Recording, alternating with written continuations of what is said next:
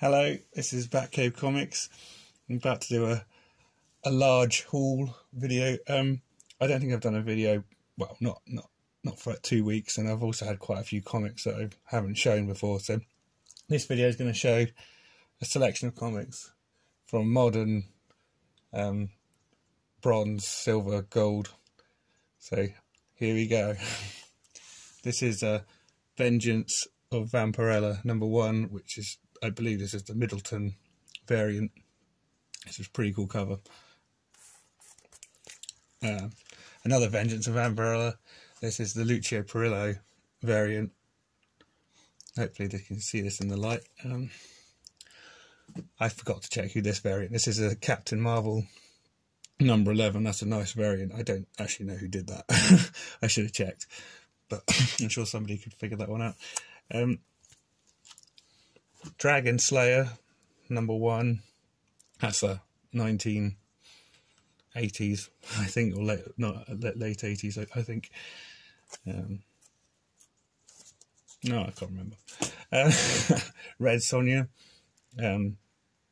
#14. This is from 1978. This is copyright 1978, so it's that period. This is a 12p UK price variant. It's Frank Brunner is the name of the artist. Brunner, Brunner. He's a really good artist, actually. He did loads of stuff for the 1970s Marvel, but he does these epic highly detailed covers. This is the House of Secrets #127. It's kind of mid-grade. It's quite a nice copy though. I like these House of Secrets. They're DC horror comics from the 70s. Are just amazing. This is a Marvel Special Issue #1, and it's basically The Deep. It's like a one-off, actually. The Deep. So it's a comic book adaptation of The Deep, which I believe I've never seen. I believe it's a horror film from the 70s. But it's a cool cover. I love this kind of sea snake about to get her. She's trying to get back to the sunlight on the surface.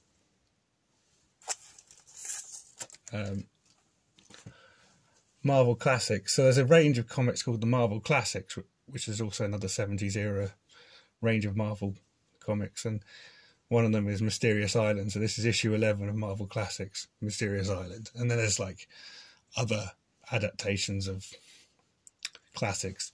I don't know what they are though, offhand. Bear with me a second. I've got another batch of comics.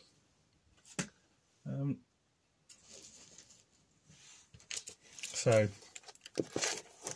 just come into frame there. Hopefully that's going to be in focus. Is it in focus? Yes, it's in focus. That's good. So this is What If the Invaders Had Stayed Together After World War II. So this is What If issue 4, and that's pretty high quality, high grade. This is Tarzan #1, also a 1970s comic. Great. Pretty high grade. There's only a few little issues, but I don't think it will show up on the camera. Oh wow, my phone's rubbish. It never actually silences messages when you're filming for some reason. This is Tigra, issue 4, Marvel Comics Group. I think it's Marvel Chillers issue 4 actually, Tigra. So it's a bit hard because there's so many different titles in these 1970s issues. This is Supervillain Team Up #10, Red Skull Returns, Doctor Doom and the Savage Submariner.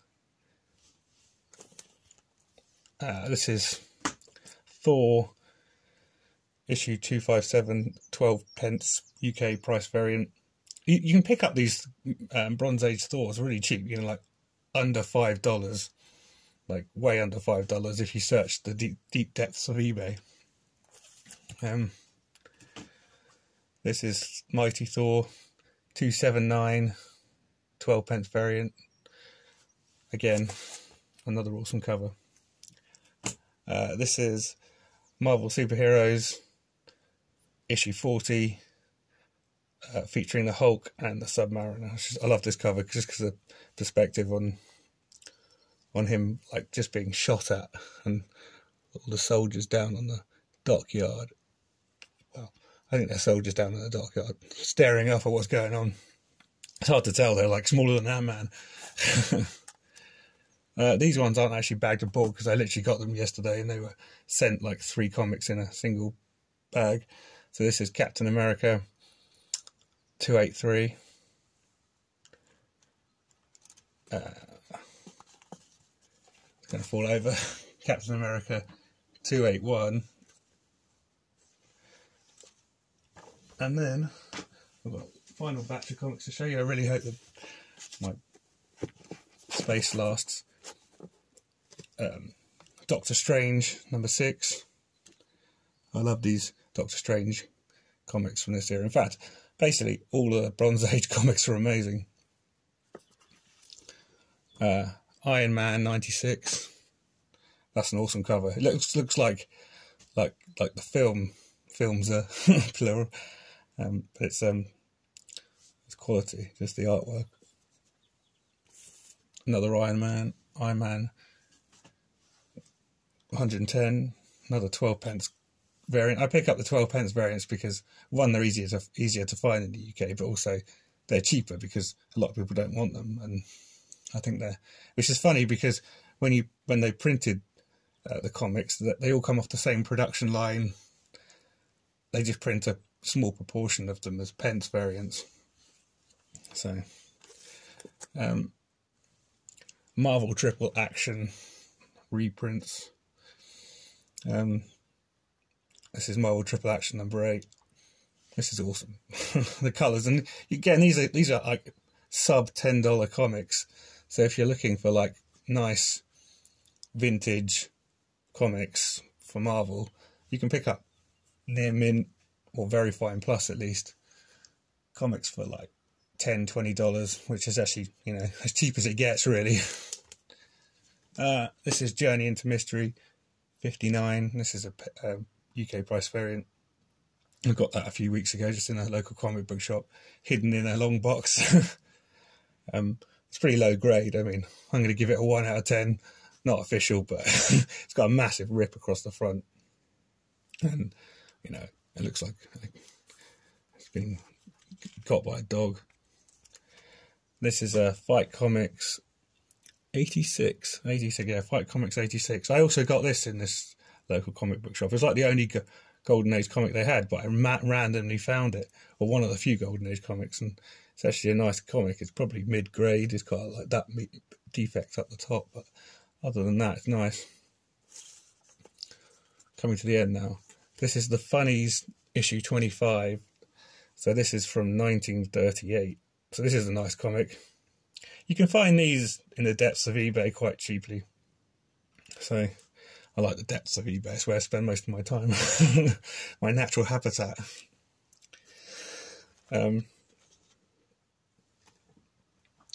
King Comics 128. This is really low grade. There's like loads of defects. I got this really cheap for like $10. But to get a high grade, you're talking like $100. But it's, you know, it's a nice comic. It's the era of Popeye. And the final comic I've got to show is Magic Comics 29. I think this is like a grade 7.0-ish. It's pretty nice. And Magic Comics, this is from 1941. And Magic Comics are really interesting. They do some really cool covers. And they're kind of, you know, there's quite a lot of Golden Age comics out there you can get relatively cheaply, like almost like a negligible amount compared to, say, the tentpole Detective Comics, Action Comics. So like Magic Comics and King's Comics and Ace Comics is the other one. I think they were originally aimed at even younger audience, because, you know, like the comics were obviously aimed at young teenagers in the 1940s, whereas I reckon the Magic Comics and Ace Comics were like aimed at like younger kids. So, but they're kind of funny because they're even more cartoony, and they have more cartoon strips. So they're amazing comics. What's on the back? And that's the back of that cover. Ready for Christmas, because this is a December 1941 issue, if I'm right in thinking. So it says Ready for Christmas, Red Ryder, 1,000 shot cowboy carbine, right for your free catalogue. It's amazing.